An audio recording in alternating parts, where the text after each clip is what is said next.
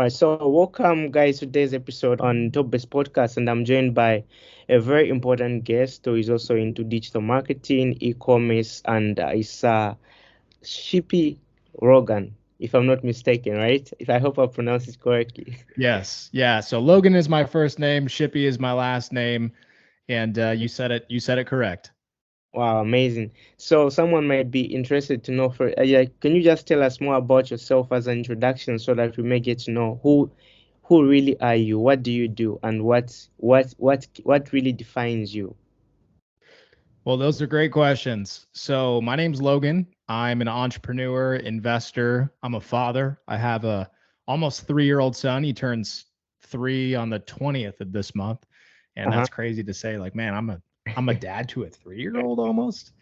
How did that happen? But anyway, I got involved in entrepreneurship at a really young age. I grew up in California. Right now, I'm in Indianapolis, Indiana. I moved out of California about a year ago, Mhm. and was a great decision. It's Yeah. much more of a friendly business environment and climate out here in the Midwest. Yeah, Less yeah. taxes, more freedom. Mm-hmm. And anyway, yeah, I grew up in a very entrepreneurial family. Mom and dad run their landscape construction business. Aunts and uncles run real estate and landscape businesses too. And Yeah. everyone pretty much ran businesses in my family. So, like growing up, I definitely had a unique experience Mm-hmm. to where I just thought it was normal to own your own business. It wasn't something like foreign to me. I know a lot of kids growing up, their upbringing, they're programmed to Mm-hmm. go work a job, like go to school, gig a grades, work a job, work for someone else, clock in, clock out, Yeah. and maybe retire someday. And that was just not what I was raised with. Mm-hmm. And I'm really grateful for that. It shaped me into a lot of like who I am today. Mm-hmm. But got involved in entrepreneurship at a pretty young age. I originally started producing engineering music. That was like my first side hustle Mm-hmm. that actually made money. And then I worked in restaurants simultaneously, made enough from the music thing to be able to do that full time. But I Mm-hmm. realized quickly, like, man, even though I run a business with this, I'm trading my time for money. And Yeah. there's just not enough time in the day for me to trade to get wealthy, making the current rate that I was making, which was probably like 30 to 40 grand a year. Right. And I was just looking, I was curious. I was exploring different avenues to create revenue. And I saw that people were making money online. Mm-hmm. I knew that people were making money with network marketing, with affiliate marketing. Mm-hmm. And I didn't really know too much about e-commerce then when I was probably about 18, 19 years old. Mm-hmm. I got involved in affiliate marketing, did well, ended up making first real year that I got involved in affiliate marketing, I made about like 150, 200,000 bucks, somewhere in that range. So that was Mm-hmm. a major shock to me, like going from 30 to 40 grand a year to Yeah. basically tripling that, Yeah. almost Yeah. 4xing that in a single year showed me the power of making money online. Mm. And from there, I made money with affiliate marketing, and that led into discovering other online opportunities like e-commerce and then software development. I ended up meeting the right team of developers and built software platforms that have done, millions in sales. And just I'm in a position now to where it's kind of crazy looking at where I'm at now, because if you would have told me when I was, 18, hey dude, you'd have multiple companies that you either run or you're a part of that are doing millions a year, Mm. that's wild. Yeah. But I knew it was possible. It's just, how are you going to get there? Everyone, like, the path to success is just like a zigzag, Yeah. obstacles, crazy stuff that happens, and you somehow get there as long as you don't quit. Don't quit. Yeah. So as of now, I have a really awesome business with e-commerce to where we start and scale drop shipping stores and private label brands for our investors that we work with.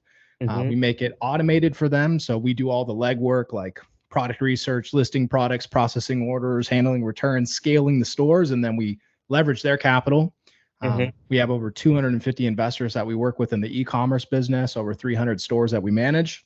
Wow. And then with software, we've built multiple successful platforms, and the most kind of noteworthy or flagship product that we've built in the software space is called TrueFans, which is a platform to help influencers monetize their content.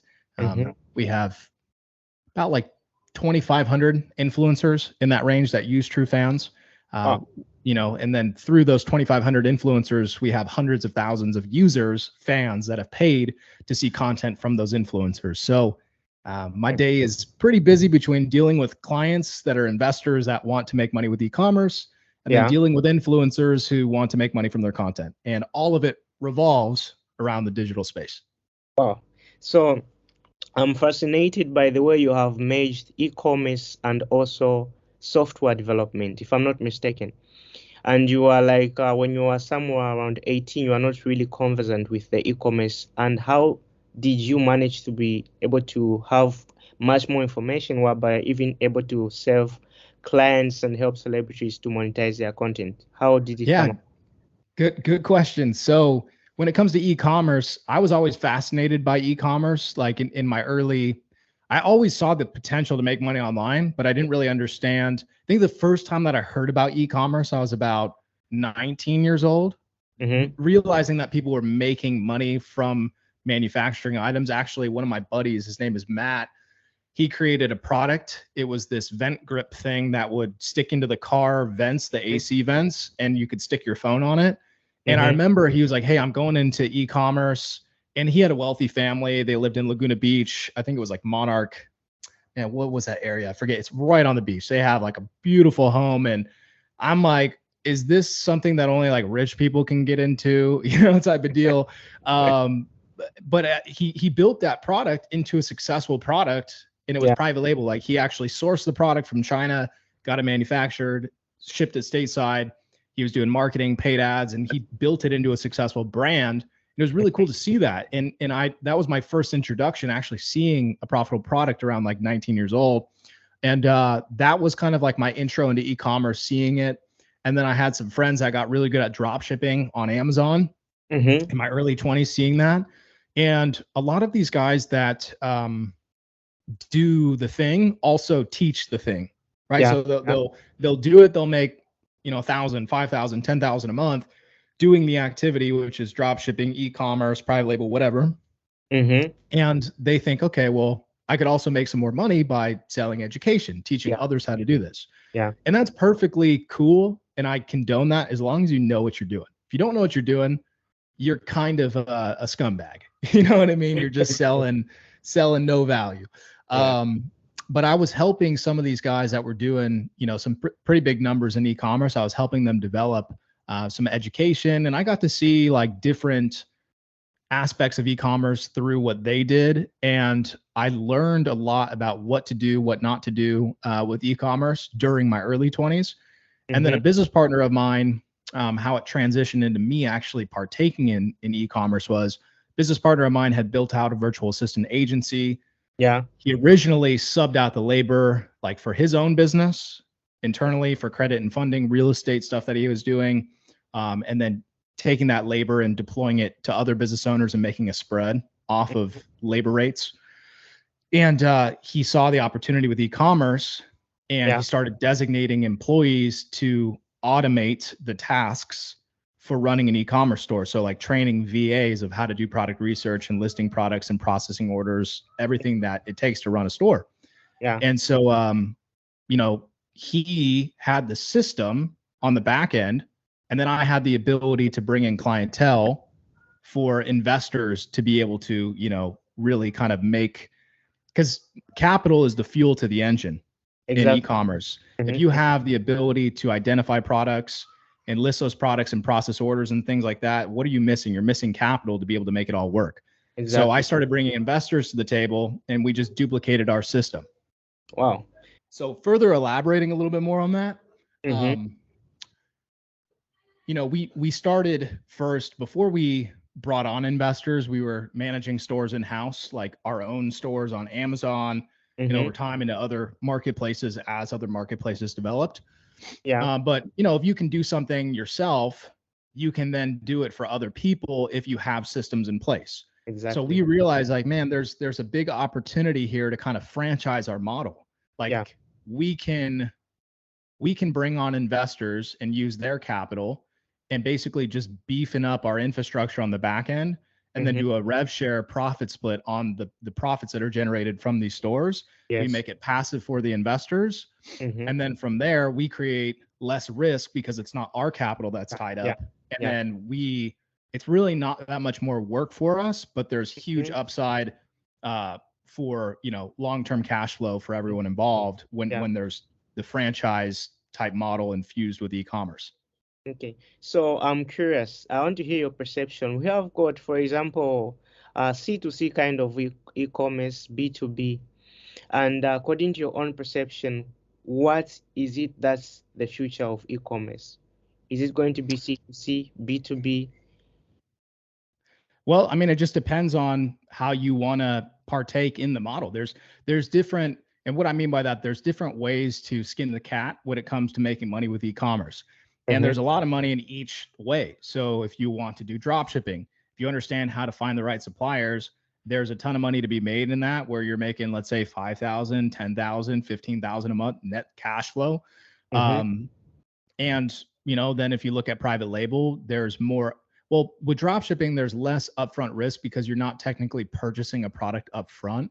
You are Uh-huh. taking a listing, populating that listing from the third party supplier. You're Yeah. populating it on the store. Once it sells, then you pass that order to the supplier and have them ship it to the end customer. So you're Mm-hmm. not sitting on inventory in a warehouse, which is great Yeah. Yeah. because you're not getting dinged using working capital on products that aren't Yeah. selling. So, Mm-hmm. but the goal is to list hundreds and then thousands of items. It's really just like a numbers game at that point. And then the winning products out of, let's say you list 100 products, maybe there's 5 to 10 that sell really well, but that compounds over time. But there's different, flaws with drop shipping that kind of can hold you back from getting to that, let's say 20,000 a month net Yeah. consistently mark. Whereas private label, the sky's the limit. Like you could build a private label brand if you have capital and you have connections Mm-hmm. and you've done the proper research, you can manufacture a product from scratch with significantly higher profit margins than a drop shipping item. You can Mm-hmm. build a brand, and instead of just building cash flow, you build equity. Wow. So now you own a brand that you could most likely have a 5 to 10x multiple on if you were trying to sell it, like your valuation. So an example is, let's say that your private label product did 100,000 a year in net profit, Mm-hmm. and you could sell that easily for like 500,000 to $1 million if you wanted to cash out of that Yeah. company and essentially just flip your brand. Yeah. So we're providing both of those options to our clientele, drop shipping and private label. Mm-hmm. I'd say that private label is more for people that have access to more capital and Mm-hmm. can tolerate a bit more risk, but the risk is minimized when you're doing proper research. And Yeah. then, like what you're saying, e-commerce, more B2B, that's not something that we specialize in, but there's a huge market for it. Mm-hmm. And actually, we brought on clients that have their own manufacturing equipment, like CNC machines. I believe that's how you say it, like metal Yeah. Yeah. laser machines and they're interested in now helping us manufacture products for their own stores and then also clients that are on board with us. So it's Oh. really interesting to see how like our model of e-commerce automation has it's evolved. First we were doing drop shipping, we infused then private label, and now there's other avenues of revenue that are being created over time.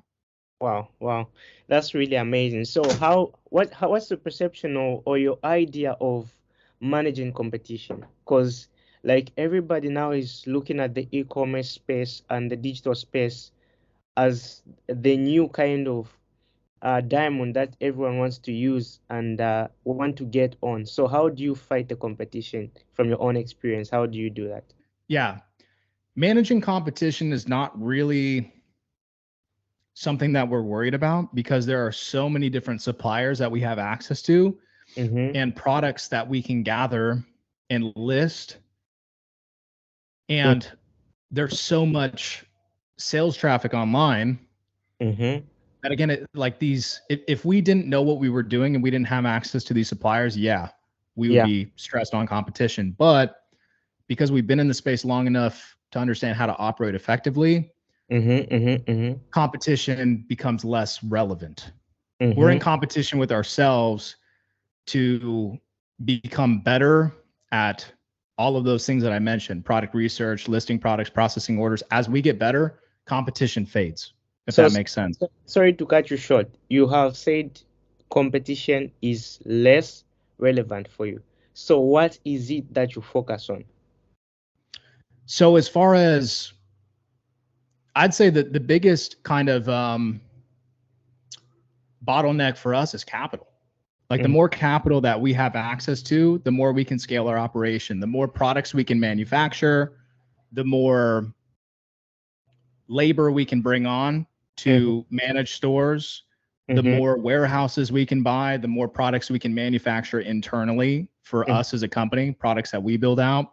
Because like you think about it this way, when we bring on investors, they're usually paying anywhere from 35K to 50K when they come on board with us. And then we start and scale stores. Once those stores are profitable, then from there, we're able to use that top line revenue. Because like when a client comes in, let's say they paid 50 grand. Well, how long does it take for us to cover our expenses, which is around, let's say 3,000 a month is what it's costing us to run stores, one store or a couple stores for an investor. That's factoring in like software, warehouse fees for returns, a store manager, employees, like the whole 9 yards, right? Yeah. So if we have a store that's doing around 30,000 to 40,000 a month in sales, we're essentially broken even on our overhead expenses. So the faster we can get stores to cash flow or the faster we can get to like 30 to 40,000 a month on a single store, the faster we become cash flow positive. And then we can actually start using that, the rest of that money, that top line revenue that came in, we can use it for other elements of our business, for scaling out our back end, for us manufacturing our own products, for investing in other projects, real estate, et cetera. Like we did what we said we were going to do for the investor, which is generate them cash flow. And our average turnaround time to break an investor even, it's going to be around like 6 to 8 months, in that range. It can be up to 10, depending on like just how the store performs. Yeah. But like when you ask what do we focus on, right? We're focused on improving our systems to make onboarding more efficient. As like when an investor gives us capital, okay, how fast can we get their stores live and operational and making sales? And how can we increase profitability as much as possible? Like I'll give you an example. I'm reading some numbers right now with a couple investors. Like there's an investor I'm looking at right now. I was connecting with one of our operations managers, and he sent me over a few clients that are doing pretty well. One client in particular, I'm not going to like show you my screen, but one client's doing 9,000 a month, another client's doing 7.5 thousand, another one did 5.5 thousand. These are all relatively new stores. And this is what they're making after working capital, our profit split, everything. This is what they're netting. So this is what they netted in the month of June. 9,000 net, 4,000, 2,000, 7.5, and 5.5 on their stores. So think about that. If you could tie up, say 35,000 and a franchise fee to get started in business, and own an e-commerce store, and then it cash flows, like the lowest example there was around like 4,000. If it was cash flowing 4,000 a month in the first year, let's say it took 12 months to cash flow 4,000 a month. Show me another opportunity where you can tie up that amount and make that. You're not going to do that in real estate. You're not going to do that in stocks. No stocks are paying you that type of money on dividends, et cetera. Like this is a thing or an opportunity where you could literally make, let's say low side 10, higher side 20% returns on the money that you're using on a month-to-month basis. You could literally take 50,000 in credit, push 100,000 in sales, whether that's in a month or 2 months or 3 months. And if you net, let's say 10,000, that $10,000 on the 50,000 in spend is about a 20% return. We have clients that are doing that on a month-to-month basis. And it's all relative to how much their store pushes. So if your store did, 50,000 in sales in a month and you tied up 25,000, that's still a 20% return on the capital that you tied up. You see what I'm saying? So when investors see that, they're like, damn, this whole e-commerce thing is actually really interesting. It's like an investment, but it's not speculative. It's investing in a business that creates cash flow, but the intrinsic value of that business is tied to us as a professional operations team. Exactly. Wow. Wow. So now, what would be your advice? Because one of the listeners would be wondering, how do I get started into like in e-commerce? Where do I get the capital? Where do I get the motivation? Where do I get the resources? Like, how do you get started? So everyone's going to have a different journey to the top of the mountain. Mm-hmm. Like what happened with me, where I just organically got involved in e-commerce through seeing a friend see success, and then a friend of mine having that VA agency, and then it snowballed into him running stores, and then he brought me on more as like a client acquisition specialist to bring in investors. And I've never really been a back end operator Mm. of stores myself. Like, I understand everything that goes into it, but I realized quickly I don't want to be the guy that's listing products. I don't Oh. want to be the guy that's doing all that back end stuff, because it's a lot of work. It's tedious. Mm-hmm. There Mm-hmm. was a story of a friend of mine. He said, I was managing a store, and there was a customer support ticket that came in, and the item that was sold was a clock. And the customer messaged the customer support channel on like Amazon and asked, "Hey, how much bigger is the big hand versus the small hand on the clock?" And at that point, he was like, I'm going to sub out all this work.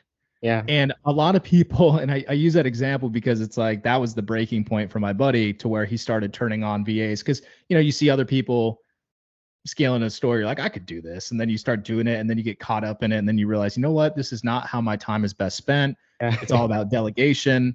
And so, for you guys, I would definitely, if you're listening to this podcast or watching it, however you're here, Mm. start embarking on the journey of learning more about e-commerce. Go to YouTube, YouTube University. Start seeing what people are saying. Watch the most recent videos, because the market changes. Strategies Exactly. are in date, then they're out of date. Mm-hmm. And most of the stuff that you need to know, you can learn for free. Yeah. But you cannot eliminate trial and error unless you have someone right by your side that has been through that trial and error and can guide you through those issues and like avoid the landmines. So option one would be investing in education, buying some type of mentorship. And like I said earlier, you don't know who's really doing it and who's not. You want to stay away from the people that are just flexing spreadsheets. Like, oh yeah, look how much money show me the store. Show me the store that's doing, significant revenue, right? Like I'm showing you right now. Check this out. Mm-hmm. This is a store right here. I mean, you can read what does that number say? Wait. On in 806 127 So that's like 800,000 for the year on that one account, and 127,000 for the month on that one account, right? So that's one of the stores that we manage. So a lot of people will show spreadsheets, but they don't show profits, or they show profits, they don't show spreadsheet. It's like, you got to sift through what's what, because at the end of the day, a lot of people will be in the e-commerce space. They see an opportunity to take money from you, and the fool will soon be departed from their money if you're not careful. So for us, we try to show as much as possible about our operation without creating more competition, people that are trying to jack our strategies and whatnot. So we do keep a lot of stuff close to the chest. And I'll be honest with you, we don't sell any education. I don't have any mentorship to sell you, nothing like that. And the reason why is because we're focused on making this a done for you service for investors with capital. That's our niche. That's what we go after. We're not after the person that has $3,000 in their bank. We're talking to investors that have 300,000 that they want to deploy into e-commerce. And but I would say, still get the education, understand, what the mechanisms, how the business model works, and give it a go. Try it. Like, so many people don't do anything because they fear what would happen if they failed. But a lot of times you'll see some success in business, right? Exactly. And once you make $1 online, it's possible to make 10. It's possible to make 100. It's possible to make 1,000, and then 100,000, and then 1,000,000. Take it from the guy who has made millions of dollars online and thought at one point it was impossible. Mm. I'm proof, and I'm not the smartest guy. I'm a college dropout, right? I almost was a high school dropout, but I made it work, right? I Yeah. saw opportunities and I took advantage of them. There was a lot of work that I did on myself too, like as far as networking and influence and getting around the right people that could give me the proper foundation to build upon, to become more, to achieve more. Mm-hmm. And, took advantage of the right opportunities at the right time. But, I'm not going to say that I have some like super high IQ and I'm someone that you can never be, right? Like that's silly. Exactly. So, I would say check out YouTube, start sifting through the information. And also one other thing to keep in mind Mm-hmm. is the ability to be able to get capital if you have a good credit score. So I work with a lot of clients that have good credit scores, like Yeah. 700, 750. They've done a good job at building their credit. And what a lot of people don't know is they can actually go get 50, 75, $100,000 in 0% interest capital from Amex and Chase and these banks, creditors. Mm-hmm. And then they can use that capital to then deploy into something like e-commerce. So Mm. then you're using the bank's money as a way, you're weaponizing the bank's money to create cash flow. Mm-hmm. So that's something to keep in mind. And I have funding managers that I work with.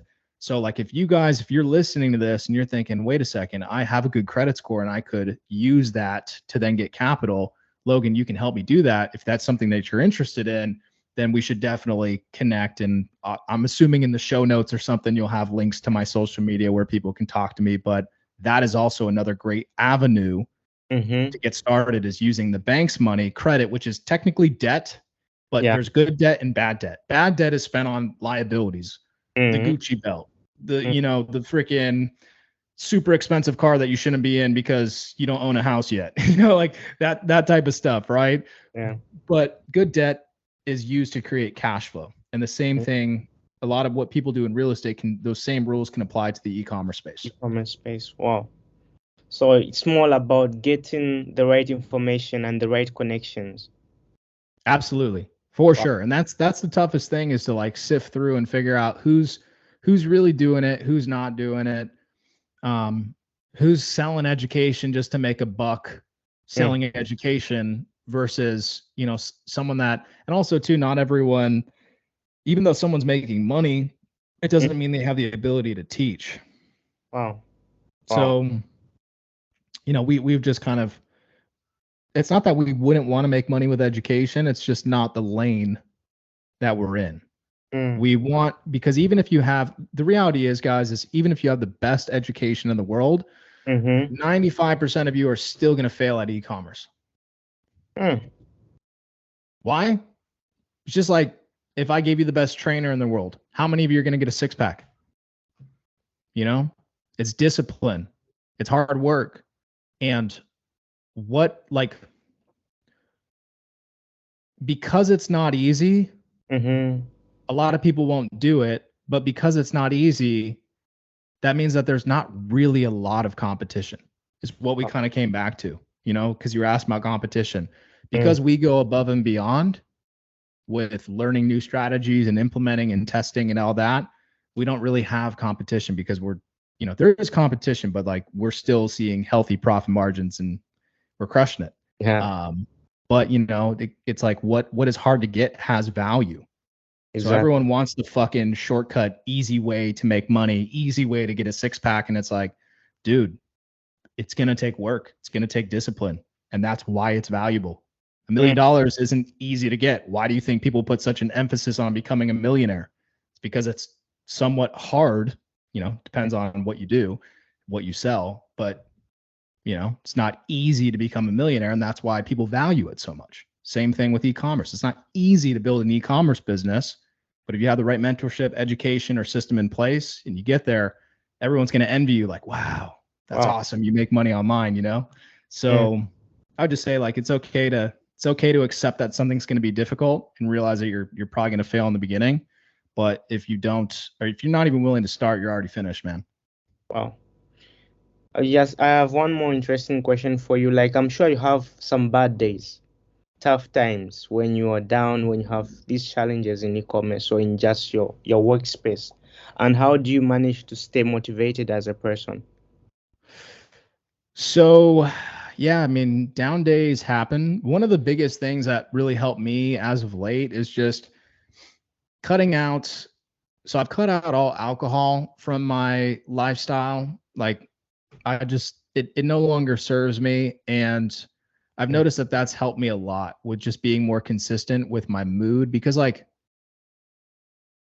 the way that you feel dictates the way that you think, and what you think dictates a lot of your actions because mhm, your thoughts are tied to your actions, and then your actions produce results. So it's this compounding effect. So like for me, I really realized in life that I would be more consistent with my feeling good, which just compounds to actions and results, if I didn't have alcohol. If I just, stayed more, because no one likes to wake up in the morning feeling like shit. Let's be real. You know what I mean? And yeah. it's like it's glorified in the entrepreneur culture, like, work hard, play hard. And it's like, yeah, but also too, when you play hard, you feel off.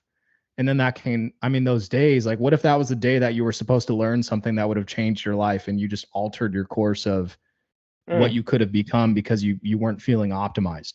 And so that's something that I would say to all of you listeners, no matter how old you are, like, you should really evaluate drinking. And mm, I'm not making it sound like I'm an alcoholic. Like, dude, I just have maybe a couple beers a week or something like that. But those couple beers a week, just like, it would kind of, if you're trying to be in the gym, I'm really big on fitness. And it's like that can screw with your fitness more than you expect. Because if you go 30, 60, 90 days without drinking, you'll realize how you should feel. You'll feel more optimized, mm, and you realize, like, man, I feel like I can get more done in the day. But when you're in a rut, here's what I'll say: when you're in a rut, a lot of times you don't realize you're in the rut. When you're mm, feeling depressed, you don't necessarily know that you're feeling depressed until you feel really good. Similar to like if you had a cold, right? mhm, You get sick and you feel like, down in the dumps, and then you realize when you get better and you yeah. compare and contrast, like, damn, I'm taking my health for granted. A Mm, lot of people are like so toxic from a body perspective, just what they eat, drinking, etc., that they never really get into that clearest state possible. yeah. They're not ever really optimized. And that's a huge component in being productive. Mm, Because again, that, like, if I feel good, I think good. When I think good, I take better actions because I'm clear on what I should do and I'm motivated to do it through my thoughts. Then I mhm, take actions and those actions compound into results. So that's my thinking on that. And it just took me a long time as more responsibilities piled up on my plate, I realized, like, I can't be the person who parties like on a weekend anymore, really. Like, unless it's because there's just too much at stake, man. My family, mm, my business partners, people, investors that I work with, I need to be sharp. I mm, need to be real sharp.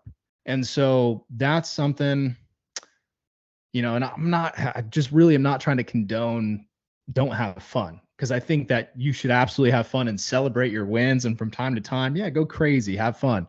But realize that it's so important to get in that flow. Momentum is precious. mm, Positive momentum can be extremely difficult to create and extremely easy to lose. mm, It's like you can work fucking 100, or let's say you work 20 years. You mm, work your butt off to build up a reputation. mm. In one day, in one moment, you can destroy it. Wow. One moment. So the Wow. same thing goes in business. Like, you work really hard, or in fitness, you work really hard to get this six pack. You have one drink, and then that compounds into another bad decision, another bad, and all of a sudden you're losing your momentum. You're in a rut before you know it. It's hard to get out of that rut. Mm, So for you listeners on here, just take it from someone who's battled with some inconsistencies, you know what I mean? And then it's just like, I kind of, as of late, I've just been holding myself to a mm, higher standard in telling people in my network, like my close friends, like, hey, I'm really trying to be a better human. mm, I'm trying to hit my marks. And people are noticing it around me too. They're like, damn, dude, we see you doing this, we see you doing that. You like, I feel happier and healthier. I'm able to be a better person to my wife, my son. mm. Like, these are all important things outside of even business. Wow. Um, but yeah, so My one thing that I would say outside of all that is just really evaluate your happiness level right now. Mm-hmm. Like, are you happy doing what you're doing? Mm. And what would make you happier? Like, if you love your job, then keep doing your job. If you're Mm. happy doing it, you don't need to be that entrepreneur. But if you have this craving, like, I know I'm meant for more, Yeah. and I'm interested, I'm intrigued by the online space, Mm. then go after it, because your happiness is most likely going to be achieved when you're living outside of your comfort zone and you're trying new things and you're growing. Yeah. Like that's what's going to make you happy. The kind of pursuit is going to make you happy. And at Mm. the end of the day, dude, like the finish line is constantly moving. As you people say like, "Oh, I'll be happy when." When? Bro, when? Okay, well that finish line moves and it moves and it moves. You know what makes you happy is the pursuit of the goal. Wow. Getting the goal is like once you get it, like, all right, you wanted this watch, you got the watch. You wanted the car, you got the car. You wanted the house, you got the house. What was more fun, getting the thing or the process to get the thing? The process to get the thing, looking back, is what the actual enjoyment comes from. So Mm. I guarantee you will find enjoyment Mm. pursuing the online world if that's something that you're interested in. You will find happiness in the pursuit of obtaining more knowledge. And then Mm. once you obtain it and you see success with it, it's like the finish line just keeps on moving. But again, that pursuit, the Mm. journey, the actions daily towards that, that's what's going to bring happiness. Wow. I like the way you have really put it out. Like it's so clear and simple without you striving or thinking of what to say. And that really means that someone understands what they are talking about. And I like the way you have made it seems like you are someone who has a polymath kind of understanding of things because you have wide understanding of different topics, and that makes it really intensive in terms of understanding what you're talking about. So, what would be your last words that you'd like our listeners to go away with? Something that just is on your mind that you'd like to share with us. Mm-hmm. Hmm. I would just say that it's better to go after a goal Yeah, and know that you can fail and at least try it, like go for it and have somewhat of regret that maybe it didn't work out, yeah, which I bet you won't necessarily have regret, then to have the feelings of what if, mm, what if I would have gone after mm, that goal, that business, started that business, mm, what could it have been? The mm, what ifs. So many people that I've seen over the years have lacked, like they had big ideas, but they lacked execution. And really what it comes down to is fear. mm, And then what it ultimately leads to is regret.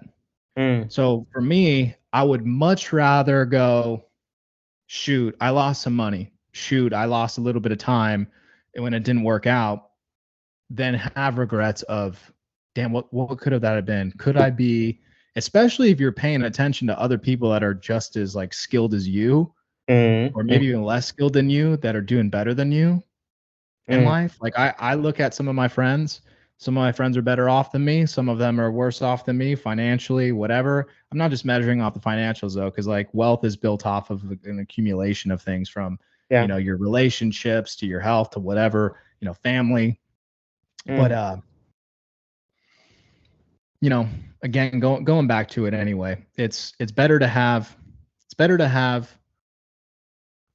no regrets because you tried versus regrets because you didn't, and mm, you could have done it, and you're like, damn, I sold myself short. I didn't reach my potential wow, because why? Fear of the unknown. But in every case scenario, like growing up, I mean, as a kid, you just fail so much and it's just normal. But as we get older, it's like we fear failure. When yeah, I started, here's the last tangent I'll go on before the end. When we started True Fans as a company, mm, um, I had some people in my network that said, "What are you doing? You're starting what?" is that like OnlyFans? Like, are you serious? I was like, no, well, it's going to be different and better because X, Y, and Z. But they didn't have the same vision as me. Mm. And these are some close friends, bro. Like friends that it matters what they say because I see them frequently. And so launched it, built the platform, launched it. Mm-hmm. We started creating some revenue. Mm-hmm. And you know how that is. How's your little podcast doing? How's that little thing you're doing?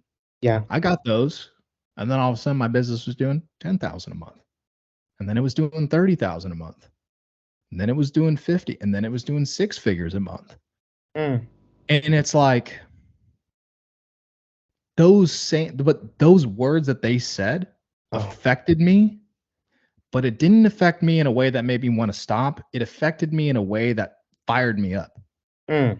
It gave me motivation because I'm like, oh, we'll see who has a little business in the next 3 to 5 years. We'll see.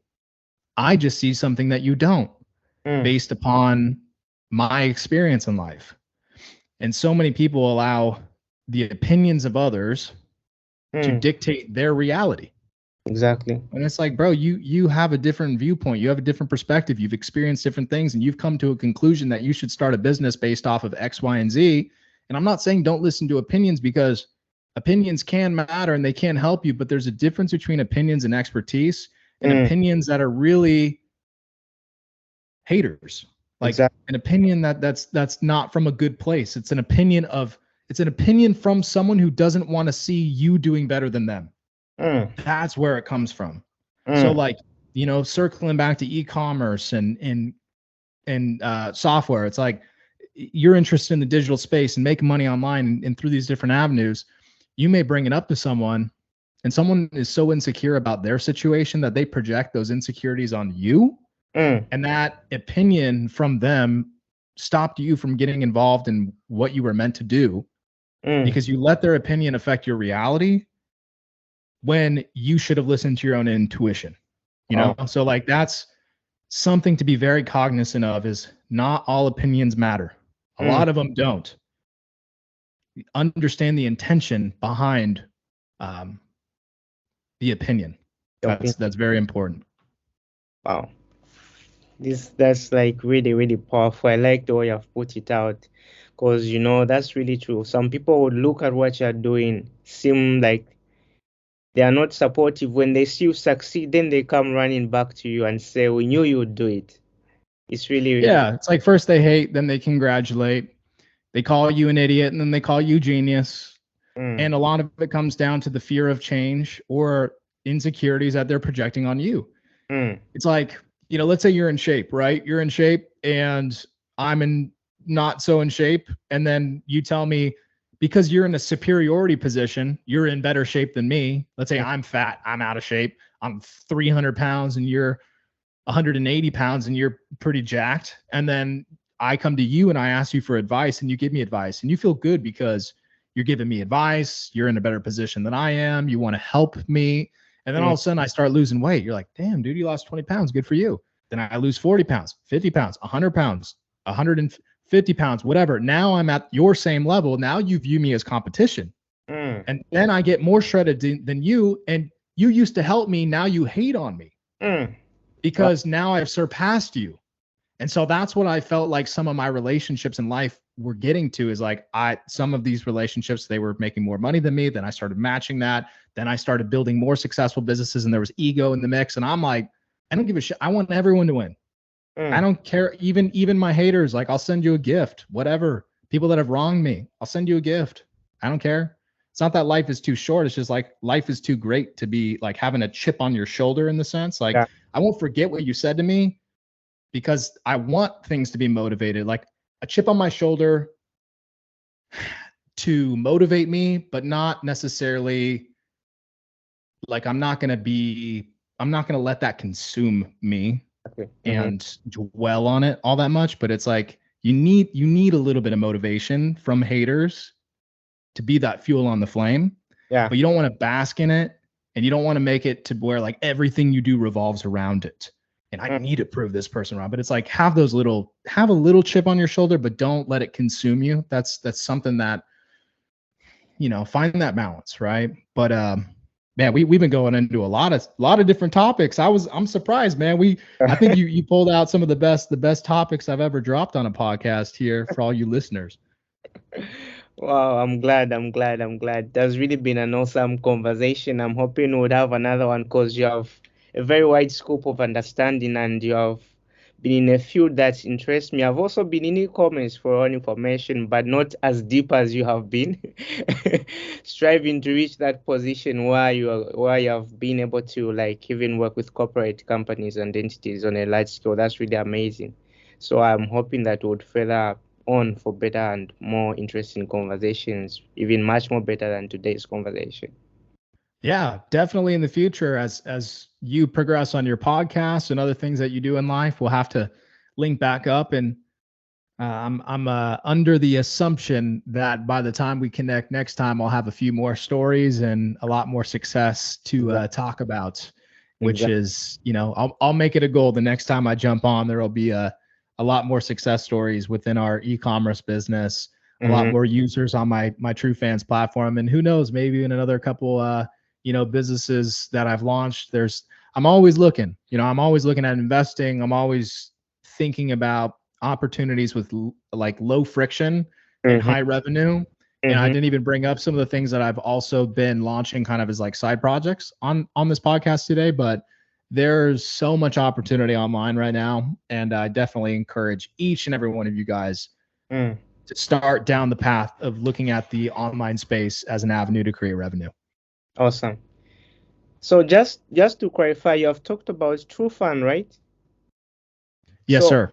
anyone can be able to reach and have a look at it. Like, how do they access it? Yeah, so you can go to truefans.com, TRUEFANZ, truefans with a Mm-hmm. Z.com. What makes True Fans unique is the fact that it's a platform that helps influencers monetize, but we don't allow any adult content, no pornography, no raunchy content like that. We're a clean Yeah. platform that is designed to really like protect the reputations of the users that are on board True Fans as creators. Mm. So we wanted to be invite only to Mm-hmm. protect the gate, if you will. So not everyone could just join. We actually hand approve or hand select, not hand select, but like look at the people that apply to our platform, and we get dozens and dozens of applications a week.